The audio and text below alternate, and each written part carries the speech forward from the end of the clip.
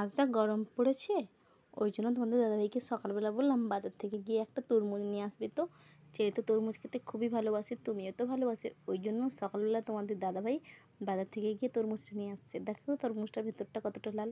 তো বিকেলবেলা কাজবাজ শেষ করে তরমুজটা নিয়ে কাটতে বসে গেছি। তো গরমের দিনে তো তরমুজ খাওয়া খুবই ভালো, কারণ তরমুজ যেহেতু একটা রসালো ফল, ওই জন্য তরমুজ খেলে শরীরের মধ্যে থেকে যে ঘামটা বেরিয়ে যায়, ওর মানে শরীরে জলের পরিমাণের ঘাটতিটা মেটে, তাই তো। তো অনেকে নিশ্চয়ই তরমুজ খেতে ভালোবাসো, অনেকে ভালোবাসো না। আমি যেরকম তরমুজ খাই কিন্তু এতটাও ভালোবাসি না, কিন্তু খাই। কিন্তু আমার ছেলে খুবই ভালোবাসে, আমার ছেলে, আমার মানে তোমাদের দাদা ভাই, এরা সবাই ভালোবাসে, আমার শ্বশুর মশাই সবাই ভালোবাসেন তরমুজ খেতে।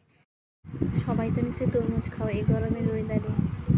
কারা কারা খেতে ভালোবাসো, কারা কারা ভালোবাসো না, কমেন্ট করে জানাবে। বাই, আবার পরে দেখা, টাটা, বাই। দেখা হবে আর একটা নতুন ভিডিও নিয়ে। ভালো থাকবে, সুস্থ থাকবে, টাটা।